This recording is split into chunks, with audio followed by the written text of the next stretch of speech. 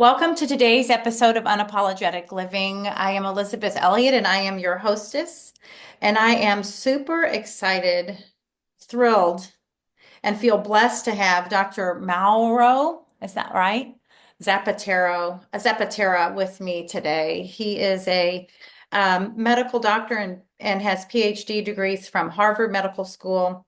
He completed his PhD doing work with neuronal stem cells and the effects of the cerebral spinal fluid in brain development and in the adult. So I just kind of want to stop there. And what attracted me to your work is that I've been somewhat familiar with the cerebral spinal fluid. I took I think Dr. Upledger at Stephen Upledger's level 1 eons ago.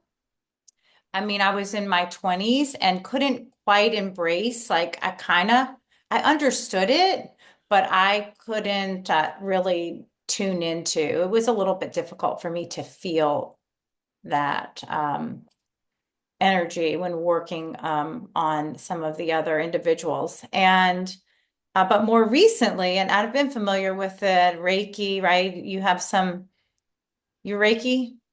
Yeah, and Reiki master. polarity, Yeah, yeah, yeah, polarity therapy. And I was kind of even trying to understand how they all seem so similar totally.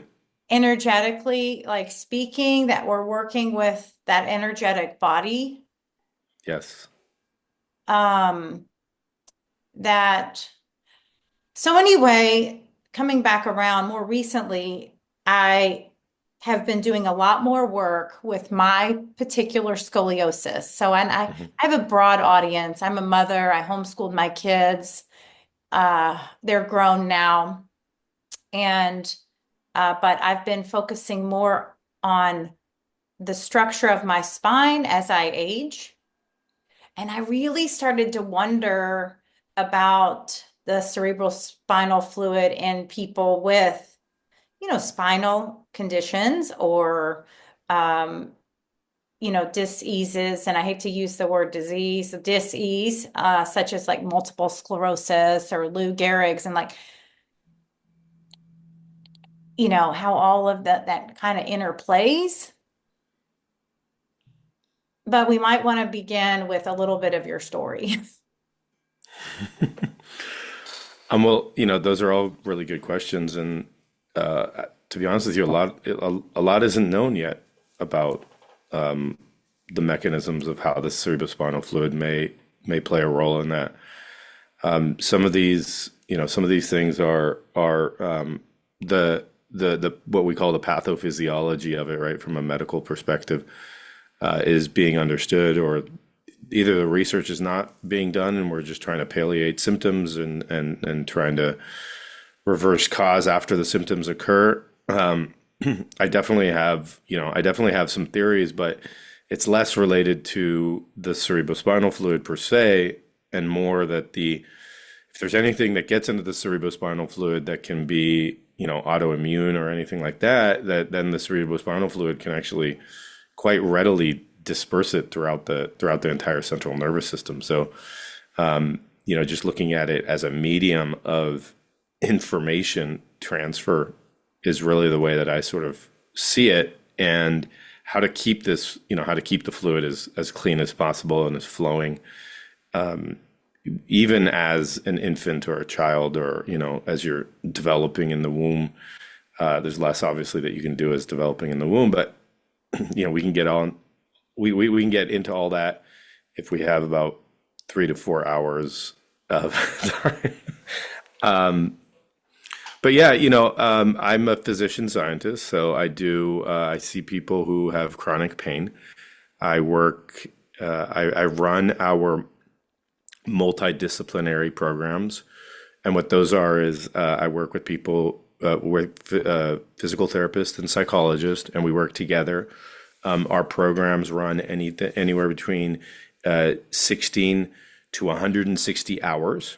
So imagine if you have any sort of chronic pain, usually there's some sort of psychological sequelae that comes with that as well. Maybe there's some fear, anxiety, depression, catastrophizing, things like that.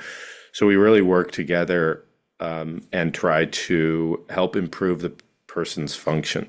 And so we're not focusing on the pain per se, we're looking at function. What can you do and how can we actually start doing exercises that will help you attain goals that are attainable in a timely manner, that we can measure, and go through that. So there's some people who come in twice every 2 weeks, and there's some people who come in 4 hours a day, Monday through Friday for 8 weeks. And it's pretty intensive. And so we're doing physical therapy, we're doing cognitive behavioral therapy, we're doing mindfulness, we're doing breath work, we're doing sort of thought restructuring and things like that. And all these are, sort of fancy words of we got to exercise the body and we got to exercise the mind at the end of the day. Sort of there's probably some imbalance that's going on, which I always see it as a survival imbalance, right? They made it to this point, like good job, right? They actually made it to this point, and they're in our program. Or even if you have a tension point in your spine or something like that, like it obviously developed there to try to protect. Maybe it tried to protect your nerves, maybe it tried to protect your tissues, maybe it tried to protect other your heart or something like that, and so it's doing the best it can. And so, not to correct it instantaneously, but to look at the structure and try to balance it. Like what's the balancing exercise if we're stressed or anxious or fearful. A lot of times, if you think of the stress response or survival, right, people or tribes or groups that did survive actually were the ones that we're more concerned about survival. Hey, it's not, we don't have enough water here to survive, another year or 2 years in this area. We need to move, we need to go. So the tribes that were more concerned about survival were more likely to actually survive, to be honest with you. And so, and this has been published in a lot of books, and it's actually, it's called the negativity bias, that we all have sort of evolutionarily, but that our programming is actually towards survival. We want our species to survive. And so, when we get to a point, we sort of see it as a good job. You did it right now. Now we can undo some of the mechanisms that are present that led you to this that are not useful anymore, right? We don't have the same stressors that we had thousands and thousands and millions of years ago. And so therefore we can undo those stressors or change the way that we're perceiving those stressors, even though they might seem as stressors. So we do a lot of those therapies and treatments. And with the breath work and stuff like that, we don't necessarily specifically talk about the cerebrospinal fluid. But I know that with increasing movement in the body, with increasing breath work, with increasing and balancing the parasympathetic and the sympathetic nervous system, which is a huge part of our work, that I know that we're getting this cerebrospinal fluid to be flowing better in the spine, we're getting it to be flowing better in the brain, and we're getting people to sleep better. And so, new research came out that shows that when we sleep, when we're in really deep states of sleep, that our brain opens up and allows this fluid to pass through the tissues of the brain and clean up any toxins that have been built up, and it sort of refreshes the fluid environment of the brain tissue itself, which is quite incredible. And so we've now learned one of the major mechanisms of why sleep is important.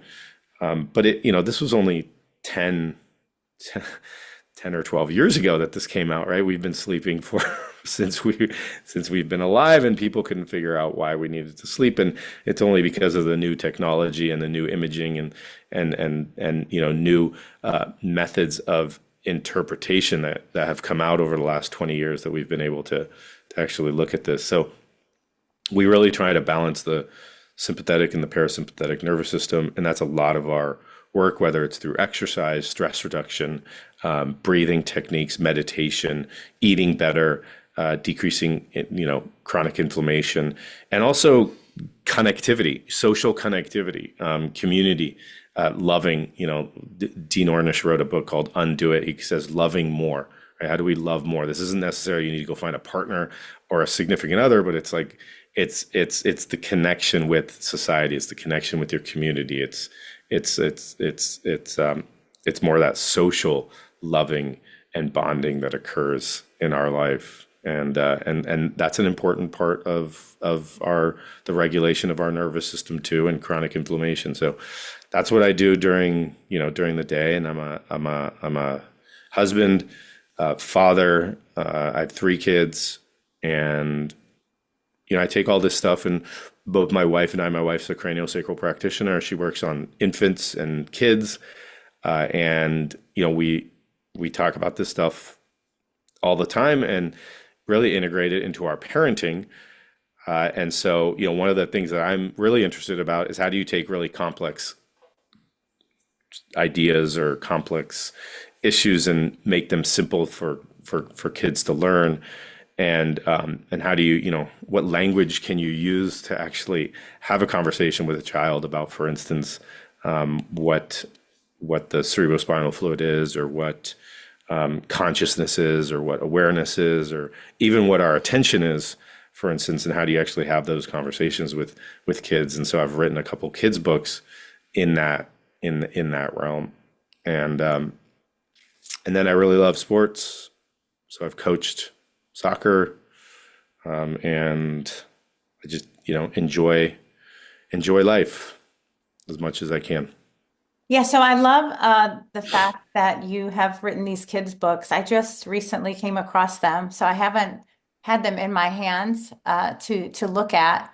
I know when my kids were small, I was I would say always spiritual, and I would use the word universe a lot. I mean, I was raised Methodist with a Christian background, but I don't know, it didn't exactly completely resonate. And at times, well, for me, I guess I've come to the belief system more or less that, even just words, it's all become words.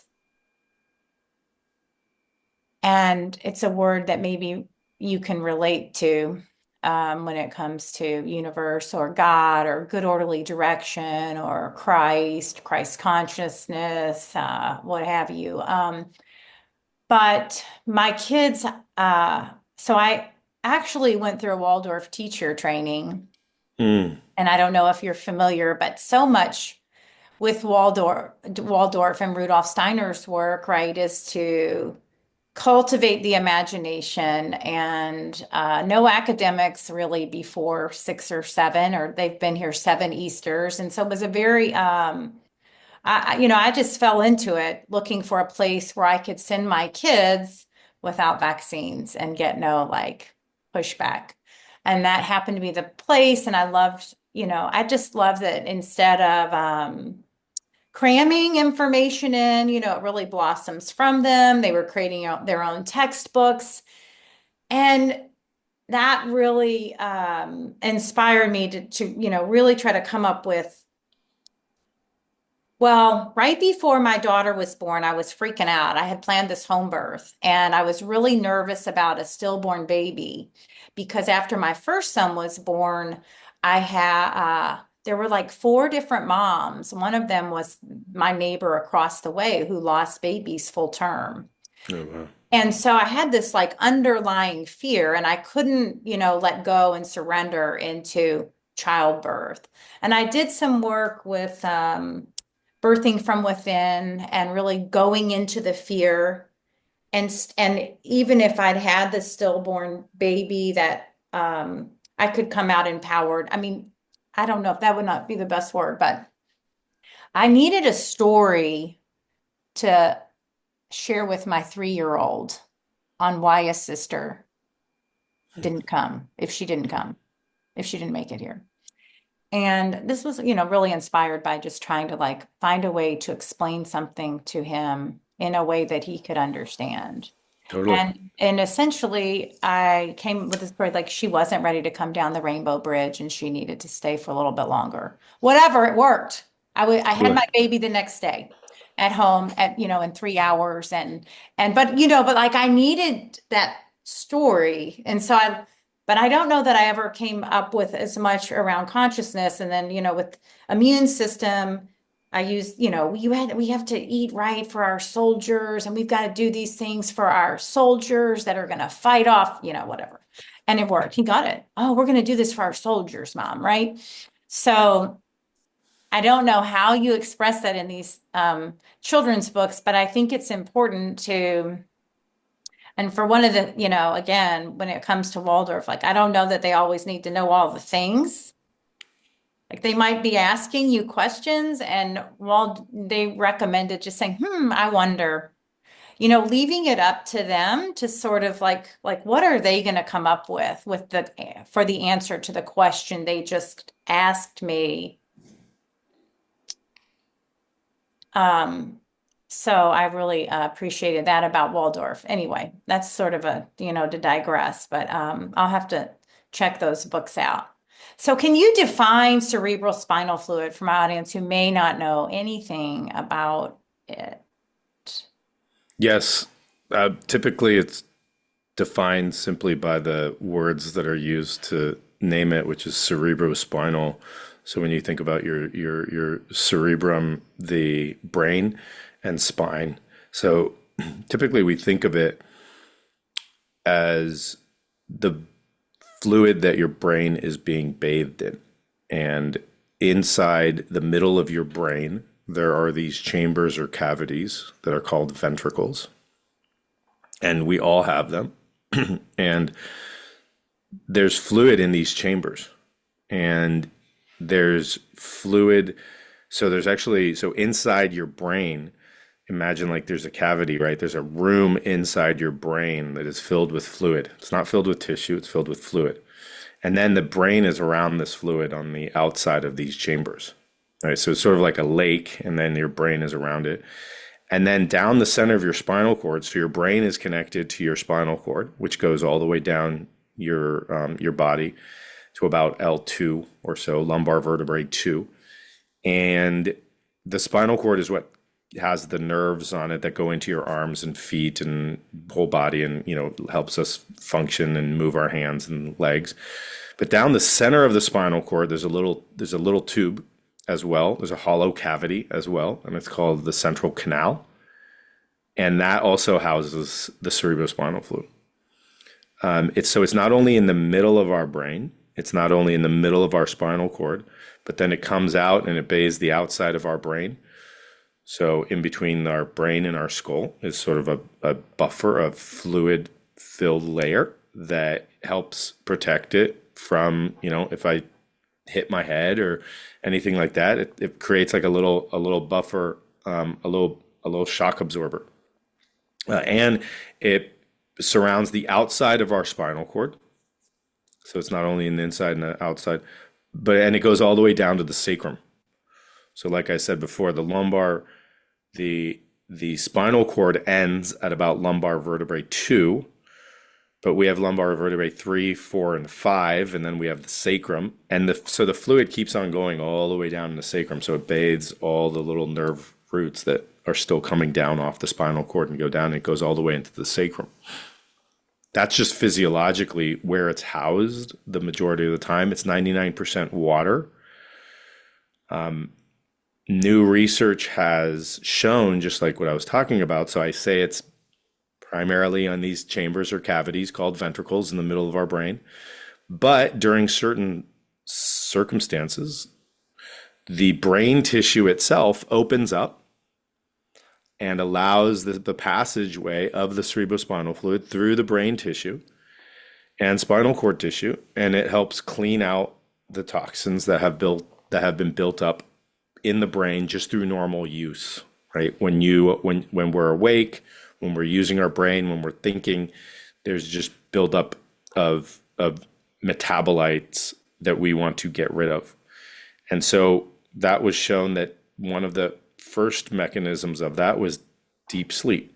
So when you're in a deep state of sleep, you open up the brain and this fluid kind of flows through. So not to get people, it's in the chambers of it's really, the way to think about it is sort of like we talk about interstitial fluid. is the fluid in between the cells of the tissue, so imagine like you have little islands, and there's these little, there's fluid in between the cells, and interstitial fluid, or what makes up the interstitial fluid, it's a continuum.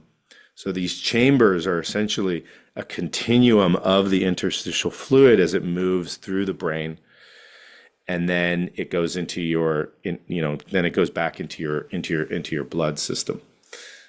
So not to see it as separate, really to see it as like a continuum from the lake inside the chamber to a continuum through the brain. And at different moments in our day, there's different levels of access of this fluid to the brain, almost as if we had like a dam system that we could open and close with sleep, or consciously through meditation or movement or energy or anything like that. And its major function was essentially recently discovered just about 12 or 13 years ago in the adult, is really to clean out these toxins. It's also to bring growth factors. It's to bring essential nutrients to the brain.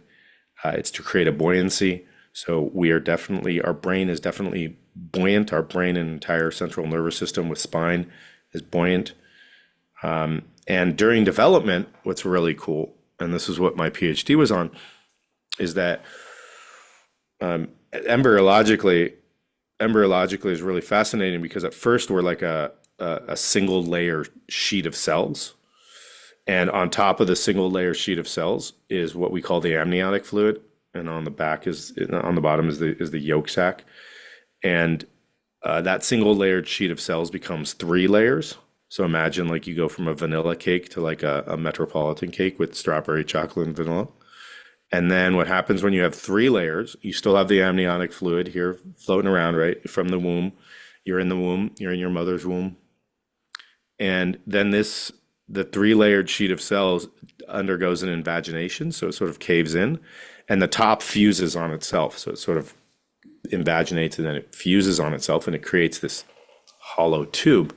That hollow tube is what is your central canal and what develops into these chambers of your brain. So when we're super early in development, we're essentially like a hollow tube with cerebrospinal fluid in the middle, where it differentiates from the amniotic fluid. So it caves in, the amniotic fluid comes in, it fuses. Now what's in the middle of the tube is the cerebrospinal fluid, and on the outside we still have the amniotic fluid.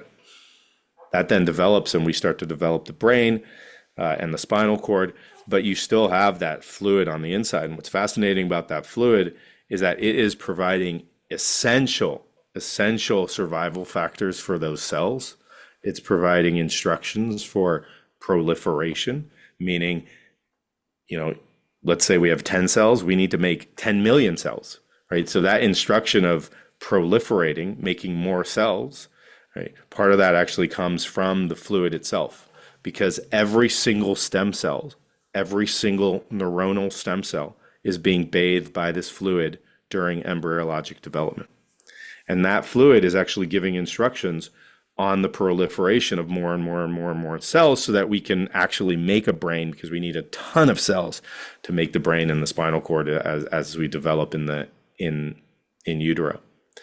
And it also gives information for development, for differentiation. So when a stem cell becomes a neuron or other cells, and so it's got a ton of sort of molecular, scientific, biological functions.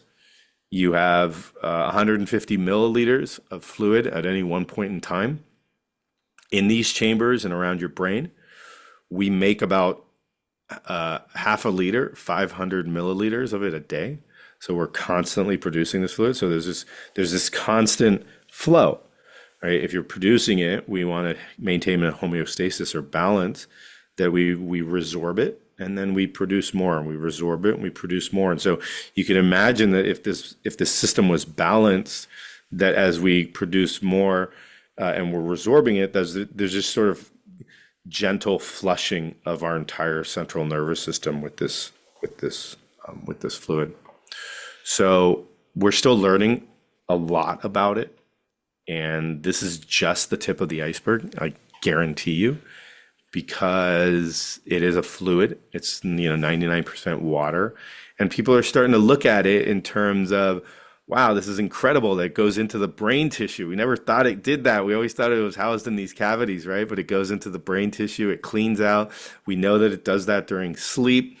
And what other times can this fluid actually go into the brain tissue? What's the importance of this? And so now a lot of the hypotheses are that, look, if we don't clean out these toxins that just build up throughout the day, then we get increased toxicity in the brain, we get increased inflammation in the brain, and this actually may be a major driver of neurodegenerative diseases, Alzheimer's, et cetera, et cetera. And so now we have a lot of people doing exercises or trying to figure out how to get this fluid moving without sleep, or, yes, let's work on getting to sleep, but many people have a really hard time sleeping. And so they may not actually activate this sort of cleansing process. And so really trying to figure out, what are different ways that we can actually get this fluid to penetrate the brain and clean out the toxins. And so you're seeing things like ultrasound directed to the brain. You're seeing things like infrared lights directed to the brain. You're seeing things like strobe lights directed to the brain, or visual stimuli. And I can guarantee you they're already coming out, but in 5 or 6 or 10 years, there's going to be bands that we wear around our heads, that people are gonna be wearing. That's gonna that are gonna increase the fluid movement through the brain, et cetera, et cetera. So that's just the beginning. This is just the beginning. This is just the tip of the iceberg, like I said. And to me, this is all great, and we need to do all these things because we need to get people to sleep, or to get people to get this fluid moving. Any stagnation in any fluid system in the body or in the world is not good. If you think of rivers and any stagnation that's when whether you're talking about disease building up, or sludge in a river building up, you want the river to be flowing, and you want the lake to have a source of fresh water, et cetera, et cetera. So that's exactly how I see it in terms of this river, the spinal cord, coming into the brain, the chambers, the lake, and allowing the fluid to move through sleep if you get good sleep. If you don't, then what are some practices that people can actually do to start to see if we can actually get this fluid to move? And so a lot of people are looking into, what are some endogenous ways or natural ways that this fluid moves? And so they've seen that the heartbeat, for instance, moves the fluid, but it's very rhythmic.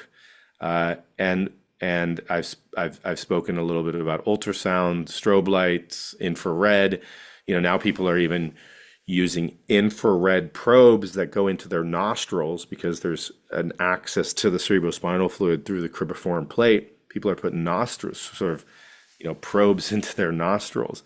Not that I recommend that, or that it's clinical practice, but these modalities are coming out, and so it's just interesting to sort of watch them come out and do research on them if the funding's available. But one thing that interests me and many others is our breath. And breath work has been done for millennia. It's been part of, Kundalini practices, yoga practices. Almost every tradition has some sort of breath work practice. Whether you look at, even Wim Hof, holotropic breath work, people are using breath to alter their state of consciousness. And people are looking at breathing, and so what they've actually studied how breathing affects the movement of the cerebrospinal fluid. And what's fascinating about this is now the research it's fairly conclusive, right?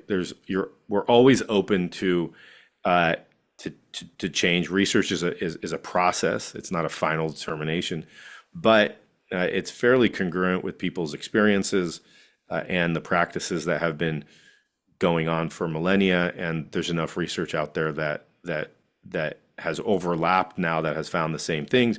But essentially, when we breathe in, our cerebrospinal fluid comes up into our brain.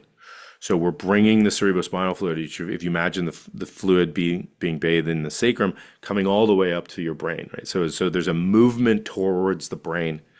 They've specifically shown like a pulsation of movement into the third ventricle. The third ventricle is this midline chamber. It's right in the middle of our brain. If we were to go through our brow center, sort of the top of our ears through our brow center, the third ventricle is this midline right in the middle.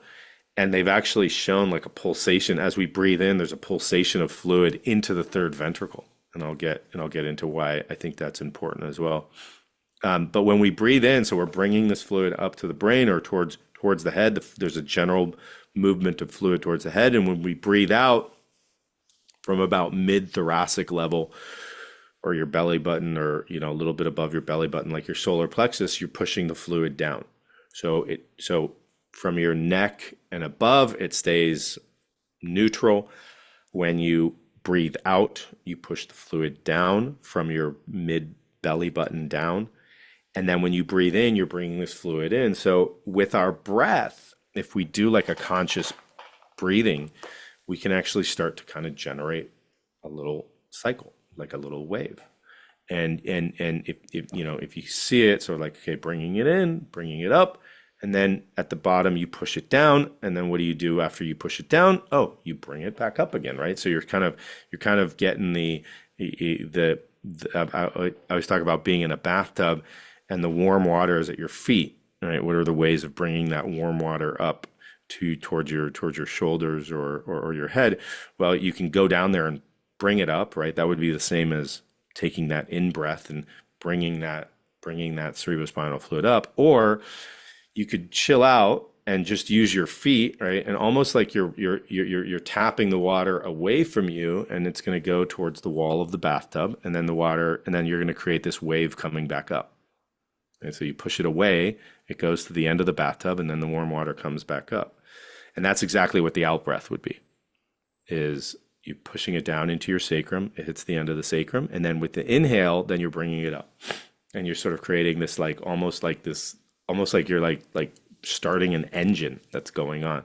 Push it down, bring it up. Push it down, bring it up. Push it down, bring it up. And so you're getting this real kind of conscious fluid movement of your cerebrospinal fluid through your breath. And now, even just 2 years ago, they're starting to look at various types of yoga breathing and how it affects the movement of the cerebrospinal fluid. And they found that deep abdominal breathing, like sort of diaphragmatic breathing, has one of the most profound movements in the cerebrospinal fluid. So very interesting sort of thing. Now, what's interesting about the third ventricle is this fluid is pulsating into the third ventricle.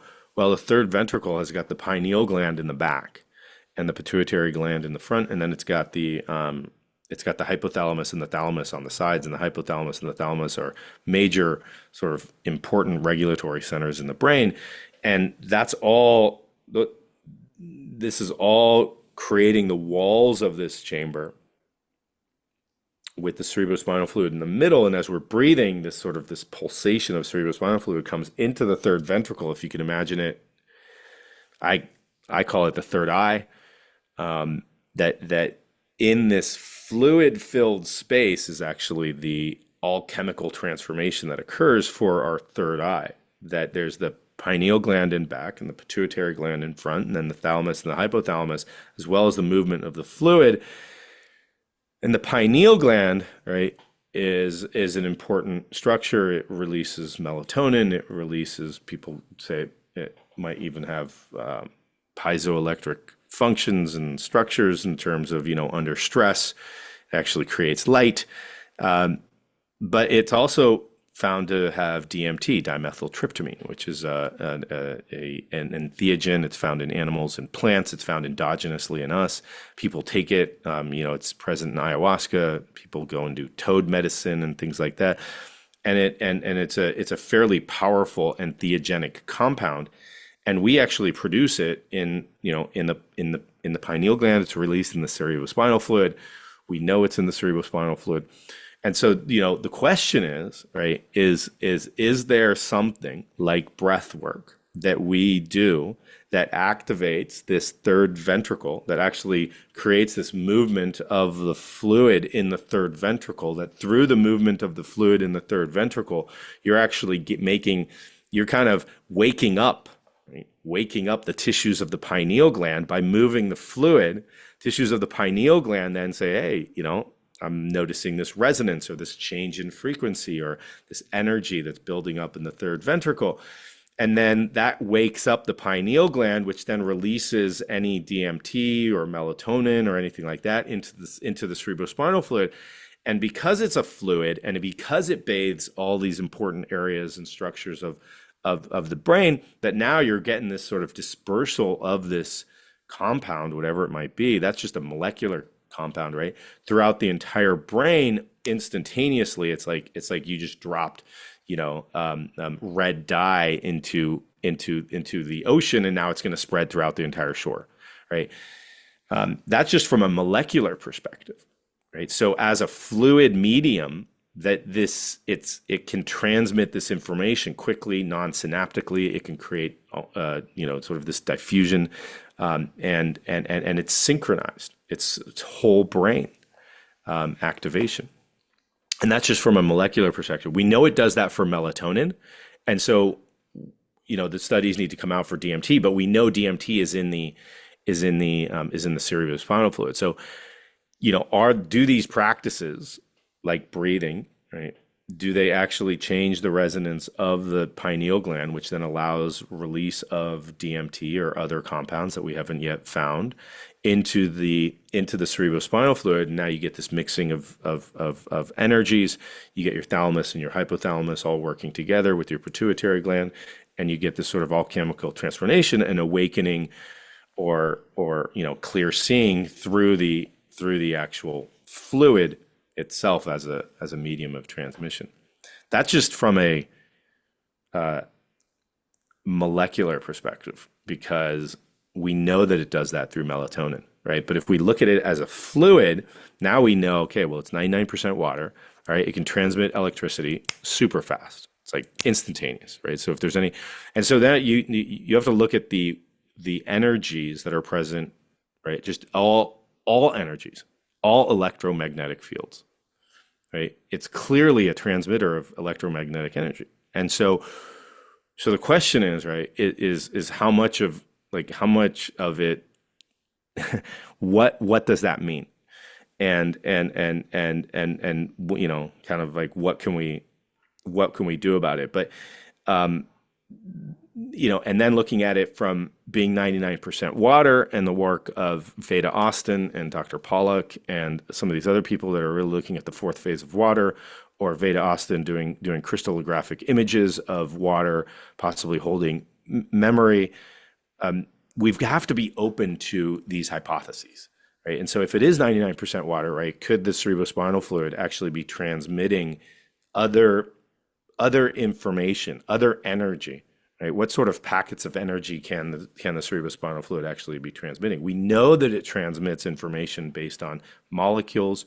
We know that it transmits information based on movement. The movement of the cerebrospinal fluid itself has actually been shown to guide neuronal stem cells in terms of where to go. So we know that the cerebrospinal fluid is carrying this information, right? Now we just have to, is that it, right? It's not it. We have to kind of keep on going down the path of, what other information is this cerebrospinal fluid actually being able to transmit? And so that, that to me is the exciting part, because many people, just like what you said, right? Many people aren't aware that they have cerebrospinal fluid in the first place. So that's the whole point of my talks, is like, hey, we have this fluid in the middle of our brain. That's it. right? Like I show you the anatomy, I show you the science. We can stop there and it's already awesome. It's super cool. It's like, wow, I didn't know this. Okay, now I got to, now I'm going to think about sleep and I'm going to think about, other ways that I can move this fluid and keep it nice and clean and stuff like that. So then you do start thinking about some of the polarity things, right? Like positive thoughts and good nutrition and movement and energy healing and stuff like that. And so you're like, okay, all that is important, right? But then we can take it then the next step, because if we are scientists and research is a process, right? What other energy, what other information could the cerebrospinal fluid transmit? And what I'm trying to do is gather evidence, both anecdotally and scientifically, that the cerebrospinal fluid may actually be able to transmit other types of energy, such as unity consciousness. You said there's a lot of words, Christ consciousness, divine, whatever you want to call it, cosmic consciousness, beingness, the I am, God, whatever you want to call it, but that the fluid itself actually has this capacity of transmitting all electromagnetic frequencies, all electromagnetic waves, and even as a bridge or a conduit to unity consciousness, and allowing that to be fully embodied in the human being uh, in the present moment. And so that's kind of where the new research is going. So I have a lot of questions kind of like popped up, and so I want to go back for just a moment. And so the amniotic fluid, is that ever a part of the cerebral spinal fluid? I know you talked about the layer of cake. Is it sort of Yeah. Yeah, okay? so the amniotic fluid becomes a cerebrospinal Okay. fluid. So you get this mixing of the amniotic fluid and the cerebrospinal fluid up until there's complete fusion, right? So there's this. So if you think of even like spina bifida as a lack of fusion of the neural tube. So you get this mixing, right? So as it fuses kind of from the center of our spine, and it fuses up towards our brain and down towards our sacrum. And so it fuses, and as it fuses, then you get that separation. And once it's on the inside of the tube, now you have the cerebrospinal fluid. Once it's on the outside of the tube, you have amniotic fluid. And we're floating then as we grow in utero or in the womb, we're floating in amniotic fluid, right? So even energetically, right? So there's a mixing of the amniotic fluid and the cerebrospinal fluid. And then as it closes, right, now it's like, oh, the cerebrospinal fluid is really, really close to what the amniotic fluid was. But then as we grow and it's closed and the cells are actually informing the cerebral, now it starts to really differentiate. And a professor at Harvard is actually really looking into how that differentiation occurs and what is that differentiation and how quickly does it differentiate. But importantly, right, from an energetic perspective, you're spot on, which, I'm kind of like sensing where you're going, which is essentially in us today, right, there is a homeopathic quantity of amniotic fluid in our cerebrospinal fluid. So there's a tiny vestige of that energy from the amniotic fluid, right, in our cerebrospinal fluid today, because all it is just a dilution process that then starts happening. Well, and when I think about healing, right? So, right, we all, I mean, I believe that we've chosen our parents and we've come here for the evolution of our soul, that we are ultimately all one, but that, anything that could have potentially influenced our life in so many different ways, right? Me having been in my mother, right? Any stressors, any things, and I'm not no victim. That's not, but right? But these things could potentially shape, I don't know if even inform. Oh yeah. Yeah, yeah, energetically, right? If Yeah, you're in the amniotic fluid and the amniotic fluid is resonating with stress, right. right? That's going to inform the fluid. Yeah, and the development of the fetus in utero. Yep. Yeah. Yeah. So that's That's huge, right? And so looking at ways of, and so even just reckoning, right? Just exactly what you said, like no blame, right? No, like all love, right? Okay, right? Absolutely. No victim. But if I actually think it's empowering because now you're saying to yourself, okay, great, right? And really looking at it again from a, hey, they made it, right? Like whatever happened, like I'm here, right? And they were doing that most likely for their survival. There was something that was going on that was causing a stress, and but there was a survival instinct inside of them, and that then comes through, right? But now, right, we're no longer in that situation. We're in other situations, right? But we're no longer in that situation, but that energy might still be present.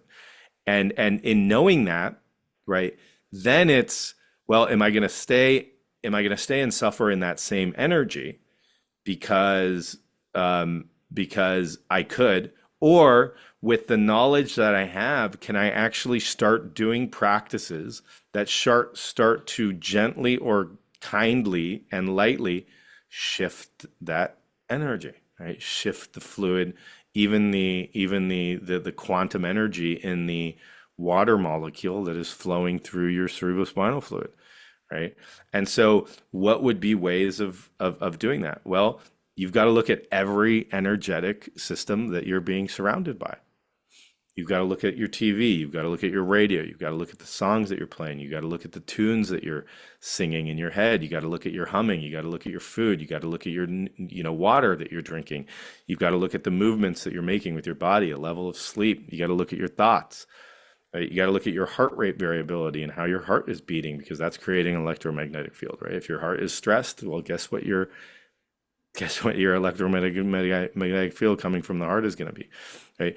So you really got to look at all that, and importantly, what we're being exposed to, right? What we're like the things that we're listening to, the TV shows that we're watching, the radio stations that we're listening to, and so that's why that's where it's like really a lot of my practices come down to really trying to find a resource for you, right? A resource that works for you, a place that you can direct your attention to, whether it's a tune, a song, a word, a phrase, a syllable, right? Whatever, a prayer, that makes you feel safer, that gives you a sense of that even if it's just for a smidgen, because your other stress comes in, but even if it's just for a little bit, that some sense of peace comes in, then we keep going to that resource and we keep allowing that resonance of the resource to inform our fluids, to inform our tissues. And then, music, sound, you know, there's just so much that we are exposing ourselves to that is really toxic. And so we need to see that as, in my opinion, like, yes, not only for, whatever tissues it's going at, but also looking at the fluids and how it's actually affecting the fluids. And when I talk about the fluids again, not to stay in the fluids because the fluid is a continuum with the tissues of the brain and with all the interstitial tissues of the body. So now you're looking at the fascia, you're looking all the fluid in the fascia, right? And so the fluid being the less dense version of the fascia, because as soon as you get into the fascia, now you get into the collagen matrix. And so you have a little bit more density there, right? So staying with the bodily feature that is less dense, which would be the interstitial fluid, and going from the cerebrospinal fluid, sort of a pathway is from the cerebrospinal fluid to the interstitial fluid to all fluids in the body and then beyond. So the fluid, right, resides in the base of the spine, right, around the sacrum. Is that, but it It's moves up the it's spinal. it's all, yeah, it's in the Okay. ventricles, it's in the chambers, right? But there is a lot of fluid in the sacrum. Is there, okay, is there anything that would interfere with the daily production of the cerebral spinal fluid? Right? Yeah, Right. yeah, There yeah, is. Okay. yeah, yeah, yeah. And there's a lot of drugs and things like that, that not only affect the daily production of it, but affect the movement of it. just recently, for instance, and it's crazy because we see it clinically, but if you're not sleeping, people take drugs to sleep, right? And so just a few months ago, they were looking at the cerebrospinal fluid movement through this system. It's called the lymphatic system, and they administered Ambien to the system, and Ambien stopped the fluid from cleaning out the brain tissue. Mm. And so, and so now that we know the mechanism, right now we kind of have to go down, down, but nobody's going to do the fund, right? You need the funding to actually do the research to show that and so what medications or what, everything is affecting this. And even though your eyes are closed, right, and you quote unquote get sleep, you might not be going into the right type of sleep to get the cleansing or the movement. And so essentially you're blocking the system. So yeah, and then I work with a lot of chiropractors, for instance, who do cervical adjustments or thoracic adjustments and stuff like that. And people have had Kundalini experiences, or they've had sort of awakening experiences after having a chiropractic adjustment. And what's the reason for that? Or is it just totally coincidence, or was there some sort of physical barrier that did not allow the fluid to move so cleanly? And once the adjustment was made, that now the cerebrospinal fluid could actually get from the sacrum all the way up to the third ventricle and create this sort of cycle, almost like we were turning on an engine or awakening the system, right? And see what happens. Well, and then I also think about, when you think about the 7 different chakra centers and energy centers, do we find that, is there stuckness, or is the fluid less mobile or not flowing in maybe certain areas where the body is experiencing pain, rib cage, Exactly. hips, Exactly. shoulders, Absolutely. neck? You're tense, right? Yeah. Again, going back to the survival, right? The brain perceives a pain signal as danger. And so what do you do in danger? Well, it's very smart because it protects us. Pain actually protects us. Acute pain does. Chronic pain does not. But acute pain, right? The mechanism of pain is to protect us. And so it's very smart, right? I actually tell people after, to thank the body that they did that, because it probably protected you from getting more injured. Right? And so therefore, but our brain it has a hard time differentiating between acute pain and chronic pain. So even in chronic pain, it's sort of like, oh, that's dangerous, right? So what do we do in danger? Stress and survival, right? So that tissue is now constricted, and now we're not moving, right? We actually, when we're in pain, are we moving freely? No, we're actually moving, we're constricted, right? In any constricted system, you don't get that fluid to move.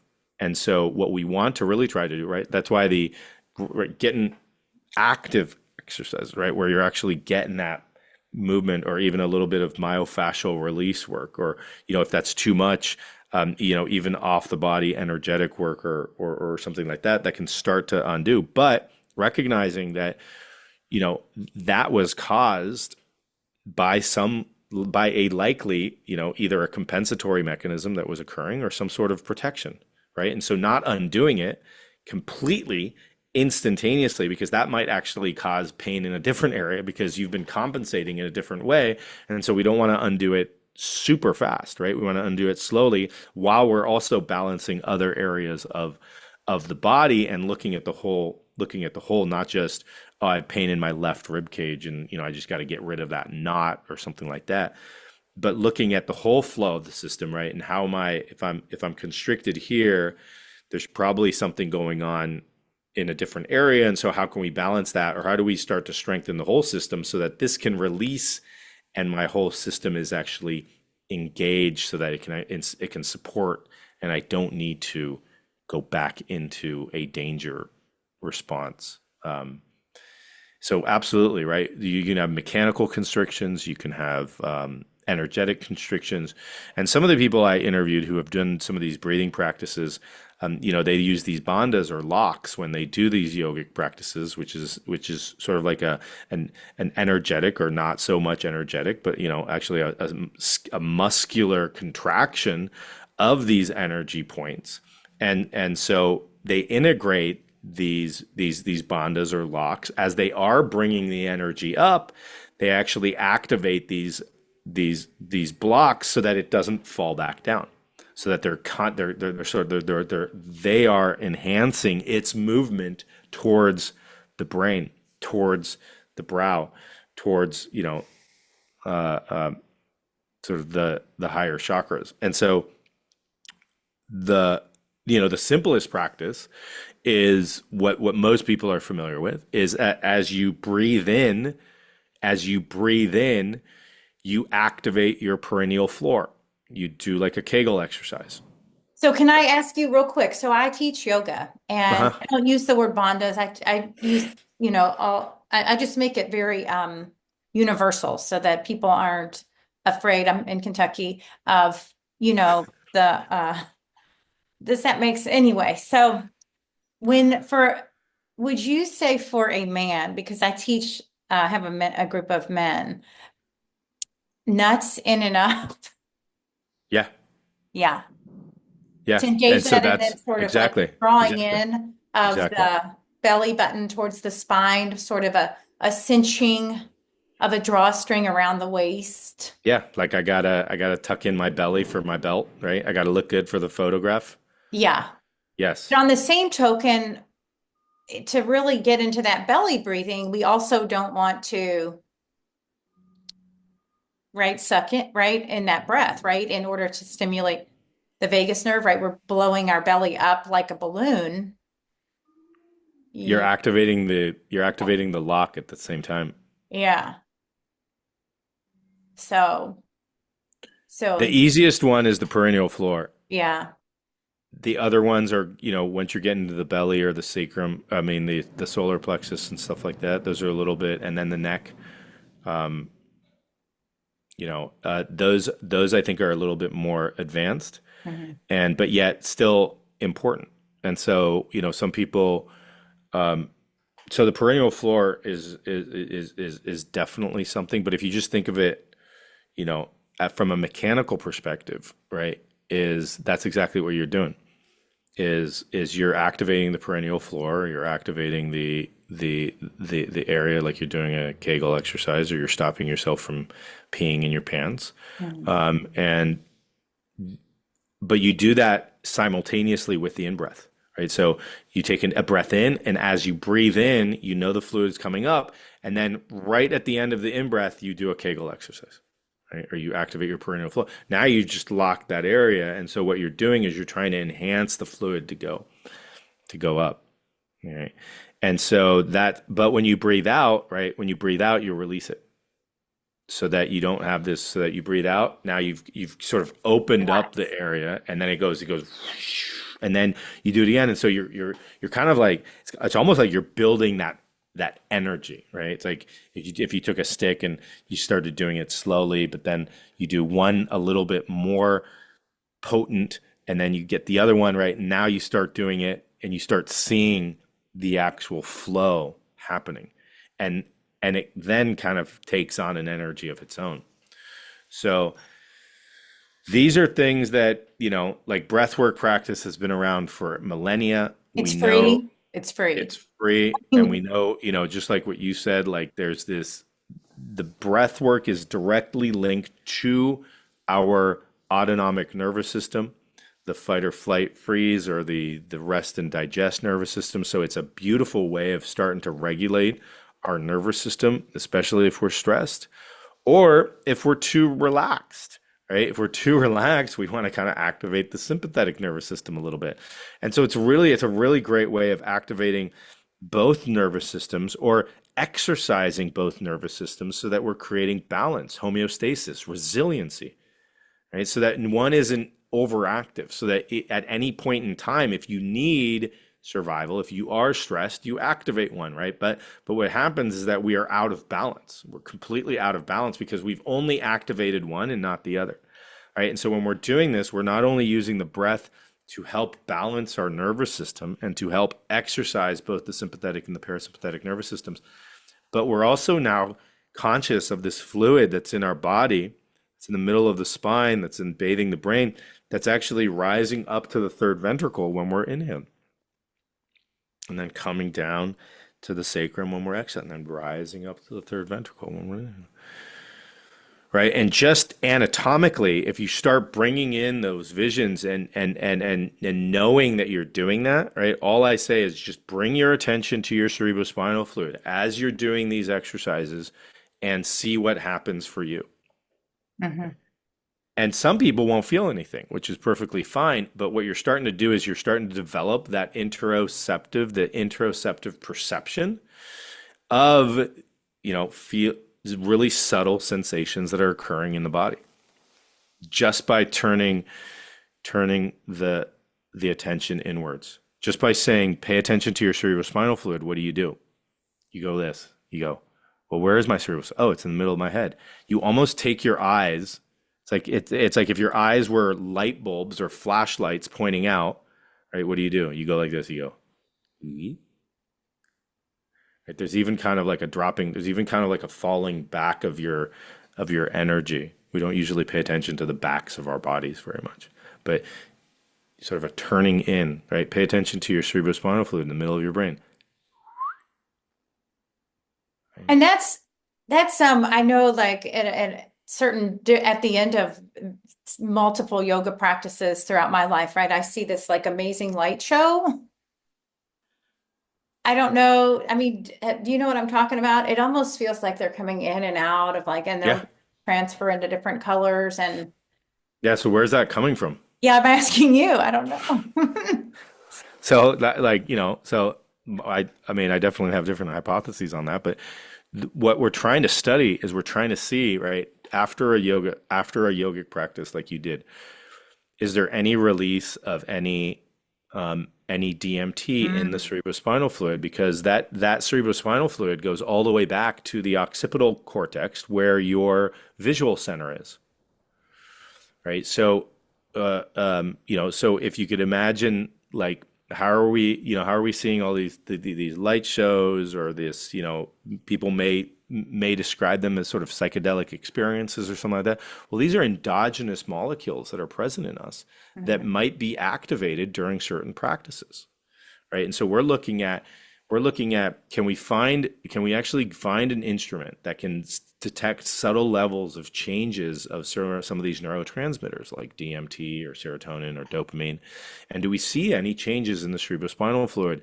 Unfortunately, the cerebrospinal fluid is such a protected fluid in the middle of our brain that there's very few people who are going to go on a meditation repeat and then a retreat and then have a probe put in the middle of their brain, for instance. So we've got to find ways of other, we got to find other ways of well, if you see the DMT in the blood or the urine, does that mean that it got into the cerebrospinal fluid, right? So it's a very divine fluid that is quite protected, and so it's more difficult to study it right where we want to study it, which is right in the middle of that third ventricle, or right in the middle of that. So we're starting to look for, almost like where the technology went from X-rays to CT scans to MRIs, right? If we thought 200 years ago that we'd have an MRI to be able to see the intricacies of the soft tissues, we'd never even, be like, there's no way that that's going to happen. So what we're trying to do is projecting 200 years or 1,000 years from now, right? What are the technologies that need to be created so that we can actually visualize more and more of these subtle changes in the body, just like what X-rays did, and just like what CT scans did and MRIs did, right? There's a progression of a lot of these technologies that are allowing us to then see more subtle parts of the body. Okay, and then I mean I know you have to go. The I think about is this an all healing fluid, right? If we are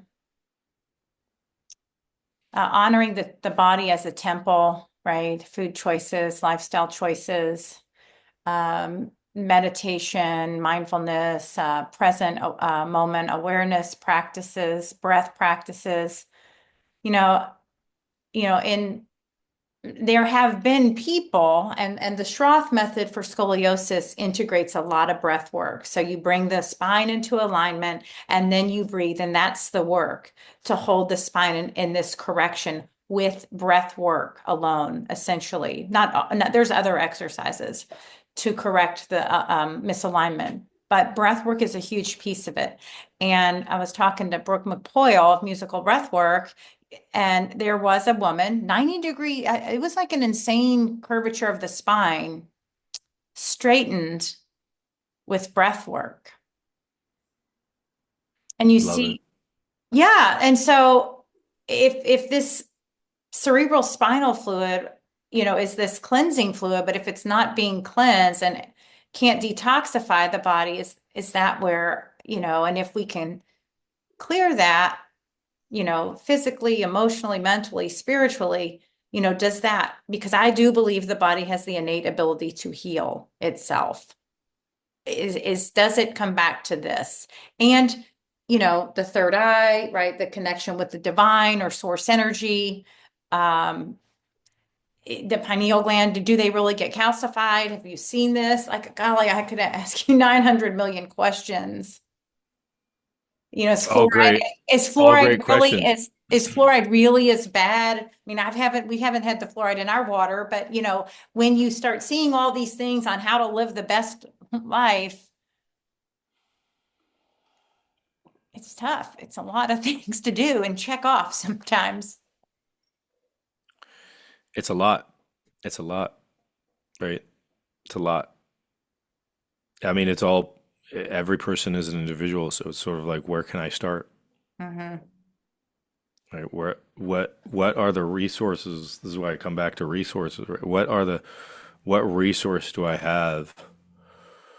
Because all that, getting fluoride out of my water, that might be last on my list because I don't, um, every time that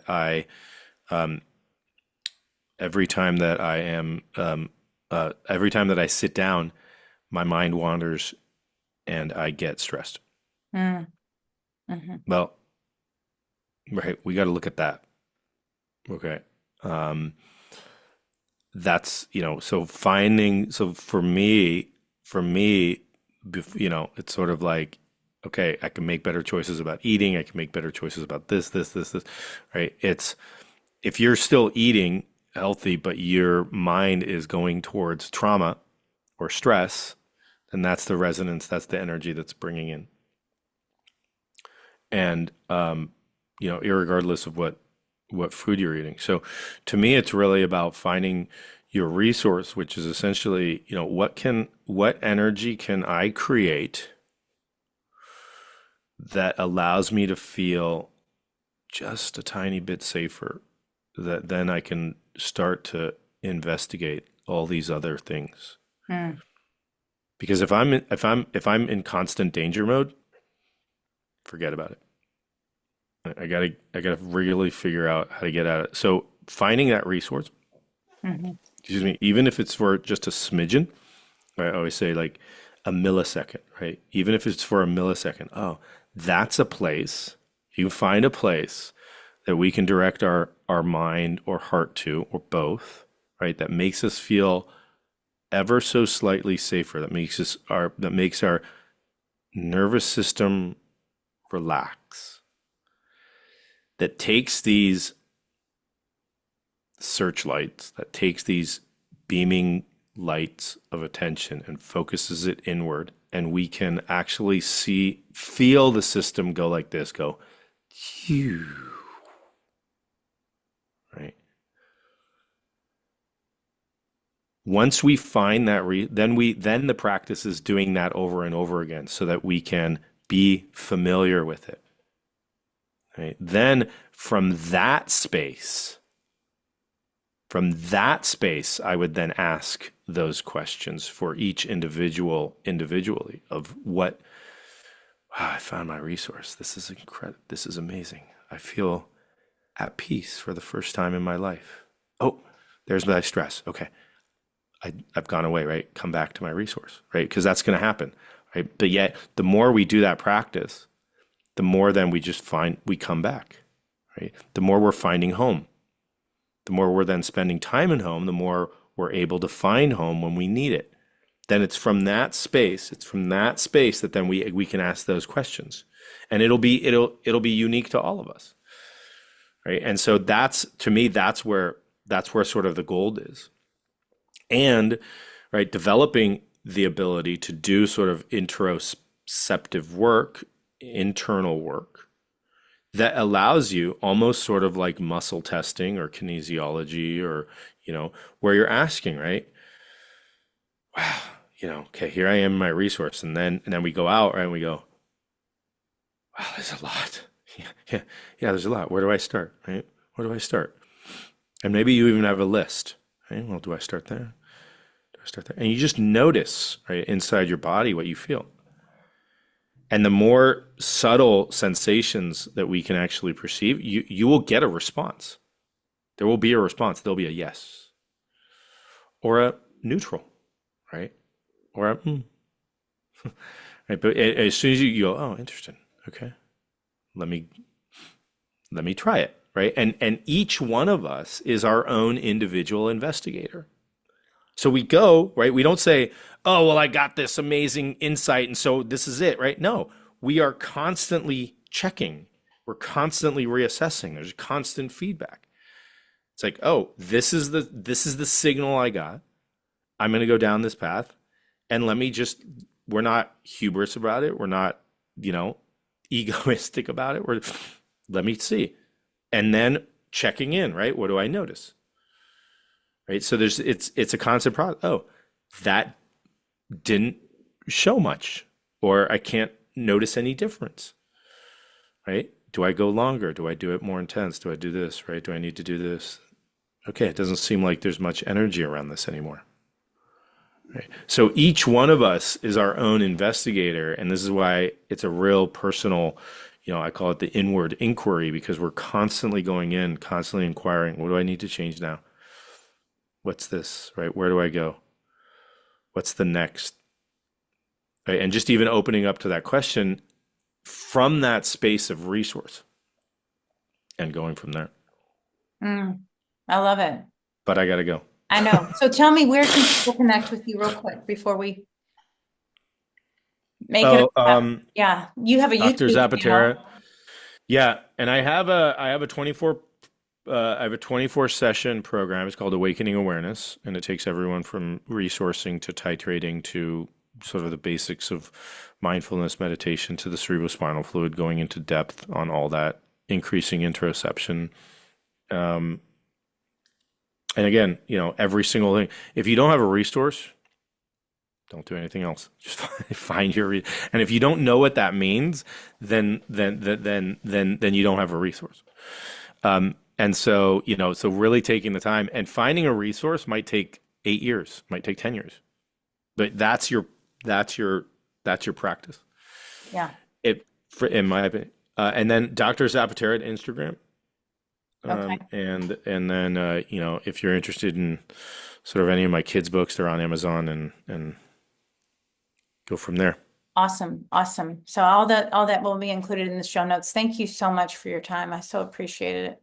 Yeah, thank you. Many blessings. Likewise. Bye. Bye.